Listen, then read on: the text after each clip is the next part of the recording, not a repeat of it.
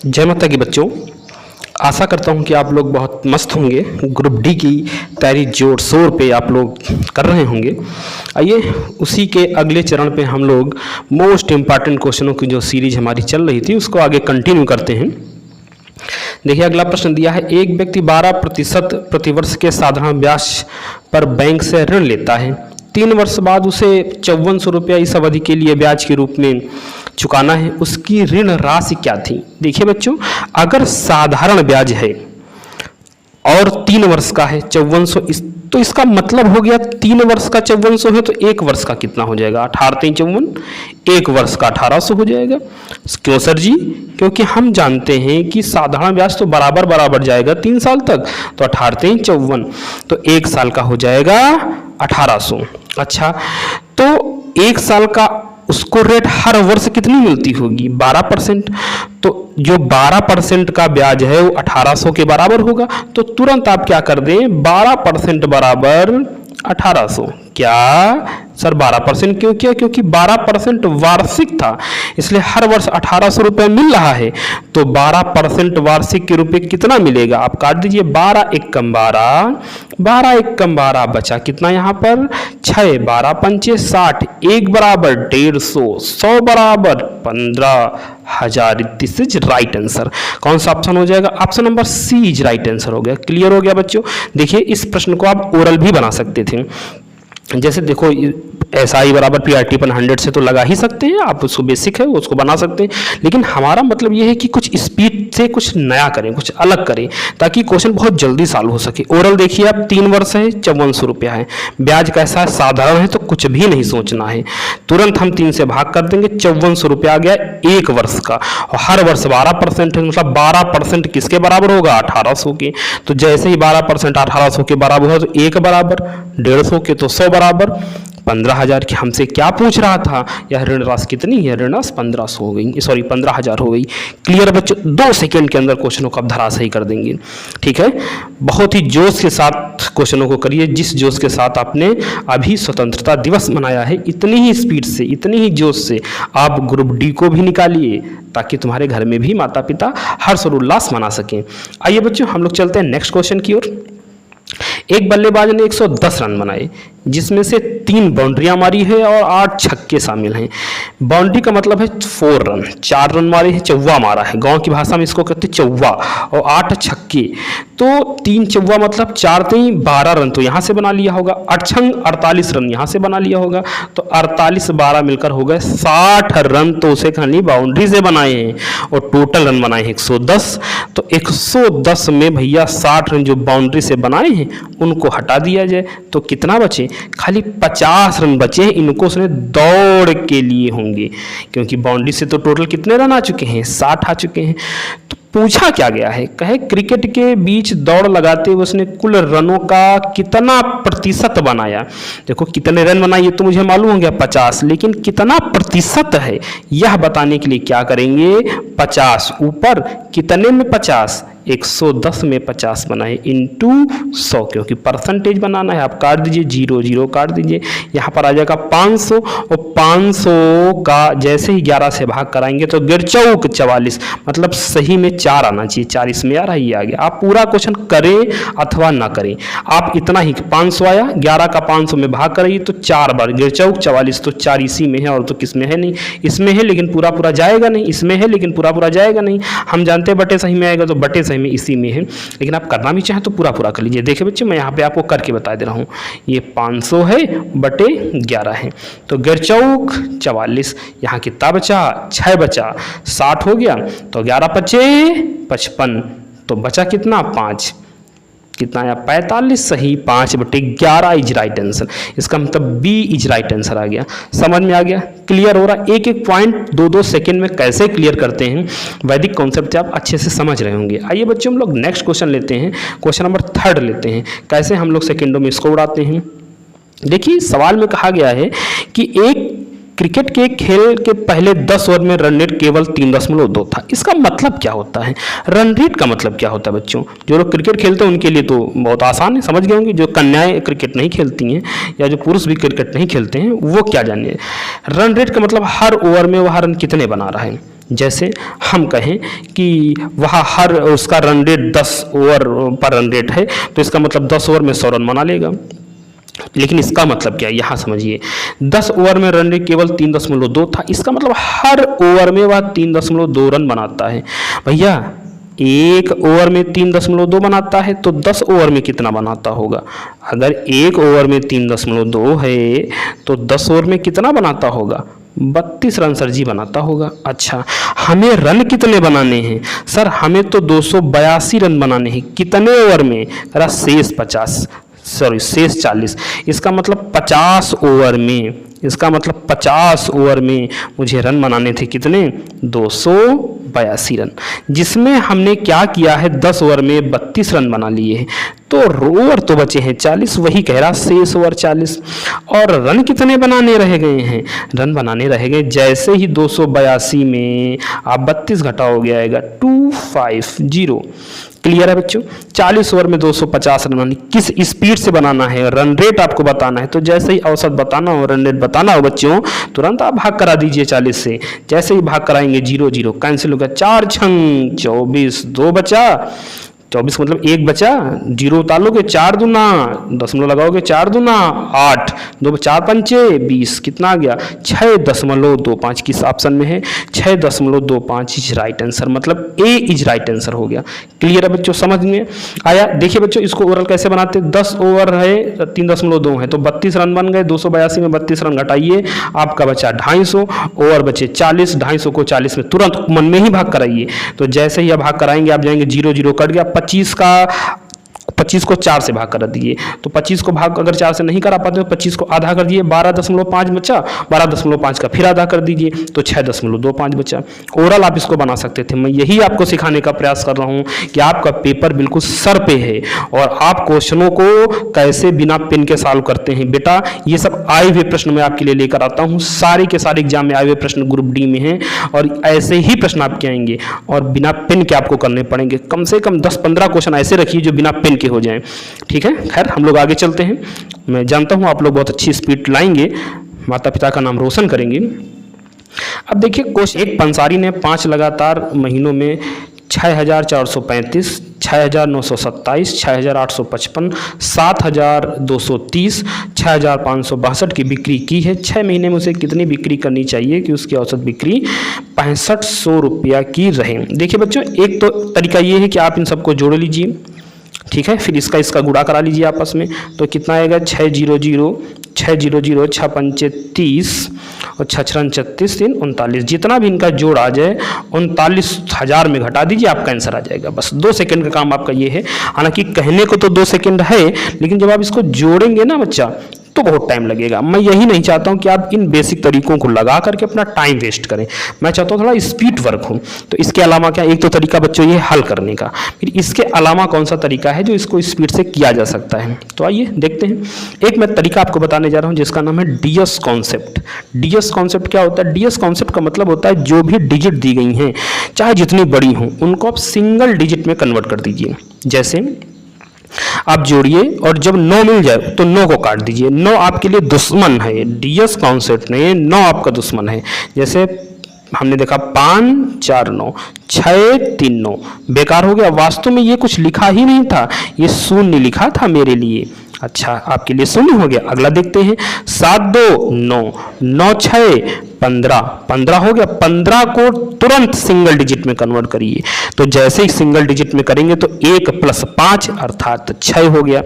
Clear हो गया, इनका भी काम समाप्त हो गया। अगला बढ़िए, 5 5 10 18, 18 का मतलब अगर 1 और 8 को जोड़ेंगे तो 9 हो जाएगा, तो ये बेकार हो गया, बच्चा 6, तो 6 लिख दीजिए। अच्छा भैया, वास्तव में ये क्या लिखा है? 7 2 9 बेकार हो गया, 3 बचा, तो आप 3 लिख दीजिए। आगे ये क्या लिखा है?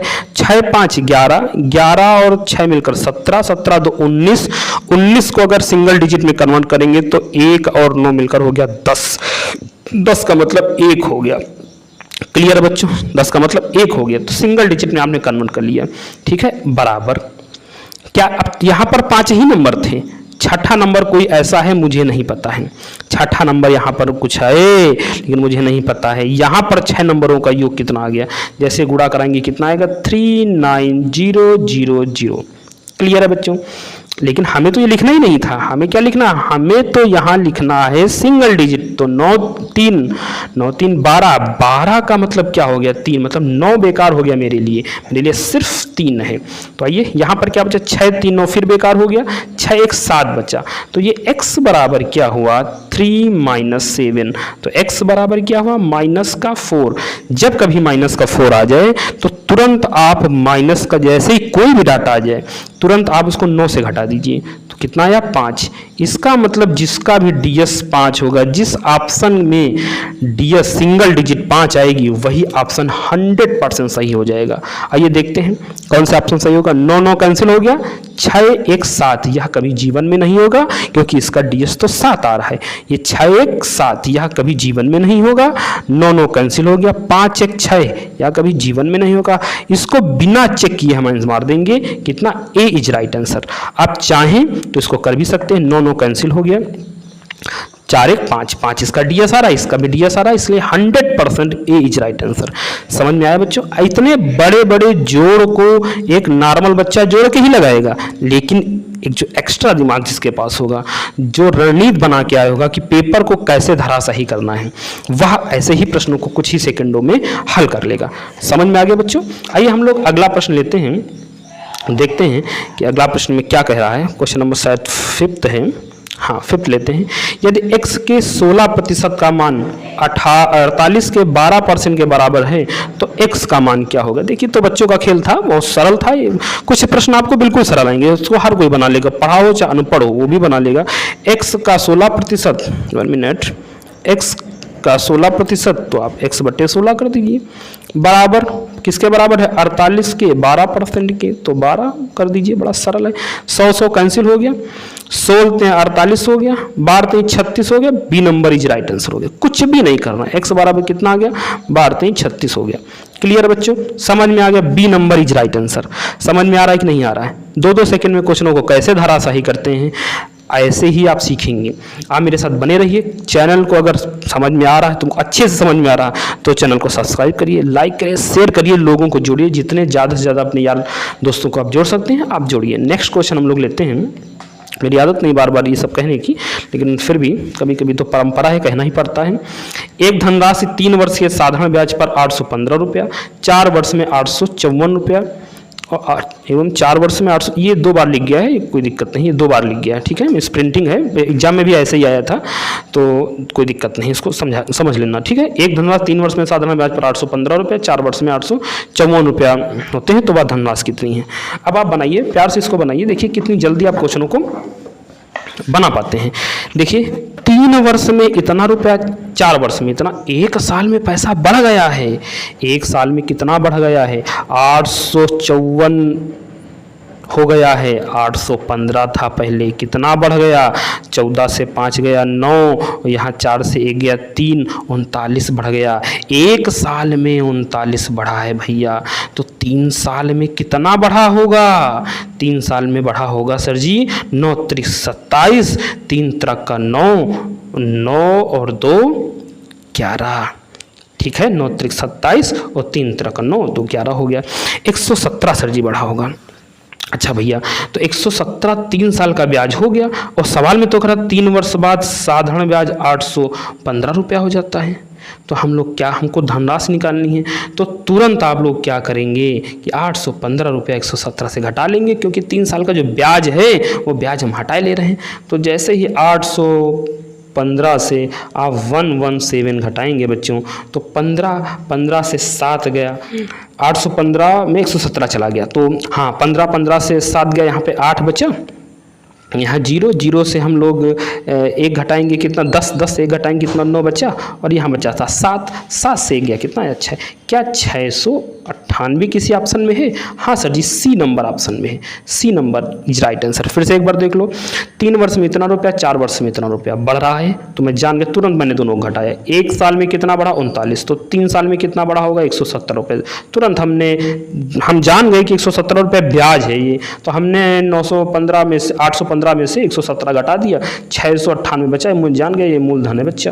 क्यों, क्योंकि 117 तो ब्याज था, 815 रुपये मिश्र मिश्र धन है उसमें से मिश्र धन में से मैंने 117 रुपये हटा दिया तो मुझे मूलधन प्राप्त हो गया, अर्थात 698 is right answer, c number is right answer. Clear बच्चों, समझ में आ गया। आइए क्वेश्चन नंबर 7 लेते हैं। एक दुकानदार अपने क्रय मूल्य पर 22.5% के लाभ की अपेक्षा रखता है। यदि किसी सप्ताह में उसने 392 रुपये की बिक्री की हो तो उसे कितना लाभ प्राप्त हुआ? आराम से आप बनाइए।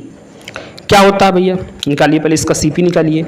इतने में बिक्री की, ये तो विक्रय मूल्य है, एसपी है, तो सीपी इक्वल टू, देखिए बच्चों मैंने आपको सीपी के निकालने के एक तो सूत्र विधि से है, तो सभी लोग निकालते हैं, एक मैंने अलग विधि आपको पढ़ा रखी है, लेकिन अभी मैं यहाँ पे सूत्र विधि आपको बता रहा हूँ ताकि सभी बच्चे जो मुझसे नहीं भी पढ़े वो भी आप अच्छे से समझ सकें। सीपी इक्वल टू क्या होता है? SP 392, CP equal to SP into 100 upon profit, 22.5 है तो हो गया 122.5।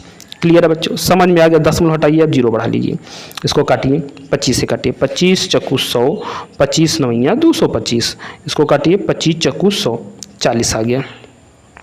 क्लियर है। अब इसको आप काट दिए 7 से काट दीजिए, 7 सत्ते 49, इसको काटिए 7 पना 35, बचे यहाँ पे 4 7 छंग 42, 7 से काटिए 7 वट 56 आ गया, 8 0 0 और 8 चक्कू 32, 320 रुपये आ गया। क्लियर बच्चों, 392 रुपये में बेच रहा था, 320 रुपये में खरीदा था, भैया कितने का लाभ हो रहा है बताइए। ये 2 बचा, 9 से 2 गया कितना, 7 बचा, अर्थात कितने रुपए का लाभ हो रहा है भैया? 72 रुपये का। तो ऑप्शन नंबर कौन सा? सी इज राइट आंसर हो गया। क्लियर हो गया बच्चों, समझ में आ गया, हर एक बिंदु अच्छे से समझ में आ रहा है बच्चों। आइए हम लोग नेक्स्ट क्वेश्चन लेते हैं, 8 नंबर। एक व्यक्ति 1400 रुपये में एक साइकिल खरीदते हुए उसे 15% के नुकसान पर बेच देता है। साइकिल का विक्रय मूल्य ज्ञात कीजिए। देखिए कुछ प्रश्न ऐसे आए थे कि बिल्कुल सीधा सीधा विक्रय मूल्य का सूत्र पूछ दिया गया। सूत्र आपको मालूम होना चाहिए। एसपी बराबर क्या होता है? एसपी बराबर, तो सूत्र वही है, एसपी बराबर क्या? सीपी इंटू लॉस है। लॉस कितना है?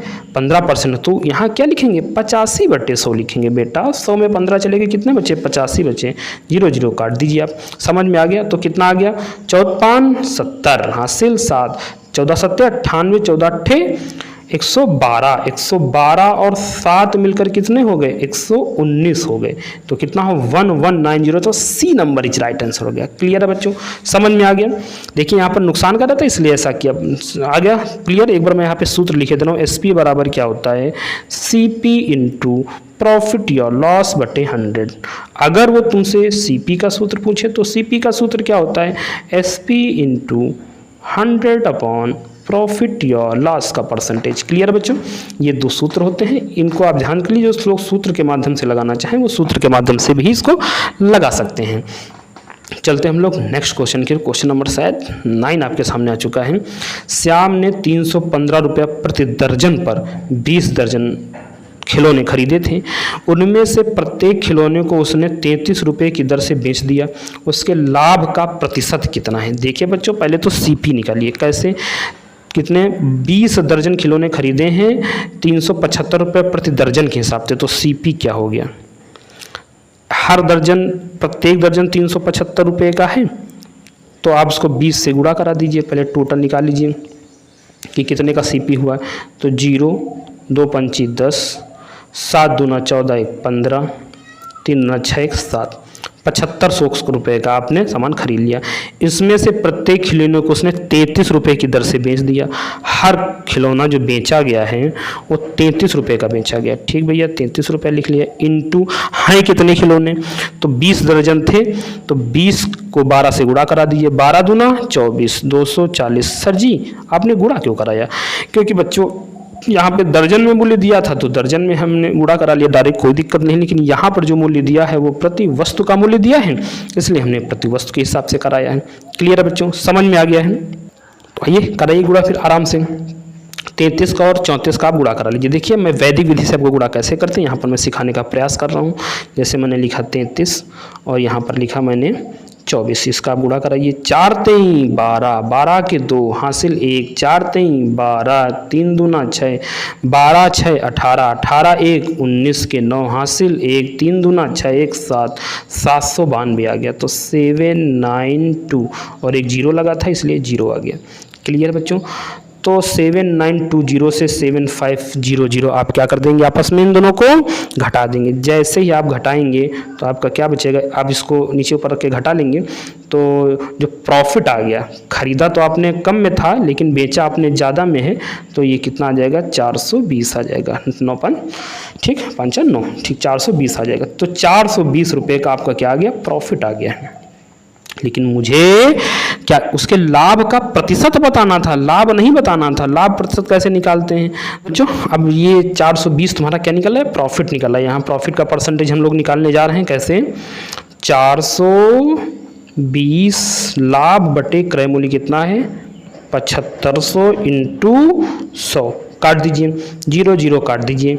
अब 25 चक्कू 100 काट दीजिए इसको, और 25 से 75 काट दीजिए, 30 आ गया। 4 से इसको गुणा करें, 4 दूना 8, 4 चक्कू 16 बटे 30 आ गया। आप 3 से भाग करा दीजिए और एक जीरो लगा इसलिए एक अंक के बाद दशमलव लगा देना। 3 बचे 15, एक बचा तिछाक 18 कट गया, एक अंक के बाद दशमलव लगा, दशमलव लगा दीजिए। 5.6 इज राइट आंसर। कौन सा? C number is right answer हो जाएगा। क्लियर है बच्चों? समझ में आ गया? 5.6 इज राइट आंसर। पूरा क्लियर हो गया, समझ में आ गया बच्चों? आइए हम लोग नेक्स्ट क्वेश्चन लेते हैं। क्वेश्चन नंबर 10 ले लेते हैं।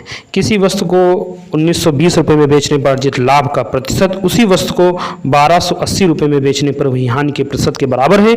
वस्तु को कितने मूल्य पर बेचा जाए कि 25% का लाभ हो जाए? बच्चों एक टाइप सीखिए यहाँ पर, जितने का लाभ उतने की हानि वाला हो क्वेश्चन तो तुरंत दोनों को जोड़ के आधा कर लेते हैं, तुरंत दोनों को जोड़ के आधा कर लेते हैं तो हमारा सीपी निकल आता है। जैसे ही दोनों को आप जोड़ोगे तो क्या आ जाएगा, 1920 ये है और 1280 ये है। तो आप जानते हो ये 8 2 10 हो गया, 9 2 11, 9 2 11 1 12 हो गया, ये 3 हो गया, 3200 आ गया। क्लियर है? समझ में आ गया बच्चों? तो 3200 का जैसे ही आप आधा करेंगे तो आएगा 1600 आ गया। तो 1600 रुपये का सामान इसका मतलब आपका खरीदा गया है। सीपी कितना आ गया, 1600 आ गया। लेकिन मुझे तो क्या बताना है, वस्तु कितने रुपए में बेचना है, तो हमें एसपी बताना है। एसपी का कॉन्सेप्ट क्या होता है अभी मैंने बताया था, एसपी इक्वल टू होता है सीपी इंटू प्रॉफिट बटे 100। आप काट दीजिए, 0 0 काट दे, 16 पंचे 80 हासिल 8, 16 दूना 32, 32 8 40 हासिल 4, 16 1 कम 16, 16 4 20, कितना आ गया, 2000 इज राइट आंसर आ गया। किस ऑप्शन में? Option number a is right answer आ गया। क्लियर है बच्चों? समझ में आ गया? आइए हम लोग नेक्स्ट क्वेश्चन लेते हैं। देखिए और कौन सा क्वेश्चन दिया है, अभी 2 क्वेश्चन और दिए हैं, 11 नंबर दिया है। 11 नंबर आप बनाइए। लैब डिक्शनरी के अक्षरों से नहीं बनने वाला शब्द कौन सा है? देखिए बच्चों इसमें कौन सा शब्द नहीं बनना, मतलब इसमें से 4 ऑप्शन में कोई ऐसी मीनिंग एक्स्ट्रा है जो इसमें नहीं है और वही इसमें आ गई है, ऐसा कौन सा ऑप्शन है? देखिए एन एन 2 बार है, क्या एन यहाँ पर 2 बार है? नहीं है। देखिए पहले ही पकड़ में आ गया कि यहाँ पर एन एन 2 बार है, यहाँ एन सिर्फ एक ही, तो ये एन एक्स्ट्रा यहाँ बन गया है, इसलिए c number is right answer हो गया। क्लियर? बहुत आसान होते क्वेश्चनों को बनाइए। नेक्स्ट क्वेश्चन हम लोग लेते हैं, लास्ट क्वेश्चन 12 नंबर, इसको आप बनाइए। क्या बोल रहे हैं, इनमें से किसका प्रतिबिंब दर्पण में अपरिवर्तित रहता है? बहुत ध्यान से करके बनाइए। कैसे प्रतिबिंब बनता है, दर्पण प्रतिबिंब कैसे बनता है? जहां से शुरू होगा वैसे ही खत्म होगा। ये क्वेश्चन मैं आप लोगों के लिए दे रहा हूं, मैं हिंट दे रहा हूं कि जहां से शुरू होगा ये वहीं से उधर खत्म होगा, ऐसा होता है जल प्रतिबिंब, दर्पण प्रतिबिंब। तो आप इसको बना के हमें बताइए कि इसका राइट आंसर क्या होगा। एक प्रश्न मैं आपको दे रहा हूं, इतने प्रश्न कराने के बाद एक प्रश्न मैं आपको दे रहा हूं कि आप कमेंट्स बॉक्स में इसका उत्तर क्या सही दे रहे हैं। सभी बच्चे कमेंट्स जरूर देंगे। अगर मेरी मेहनत लगे आप लोगों को तो चैनल को सब्सक्राइब करिए, लाइक करिए। धन्यवाद। जय माता की।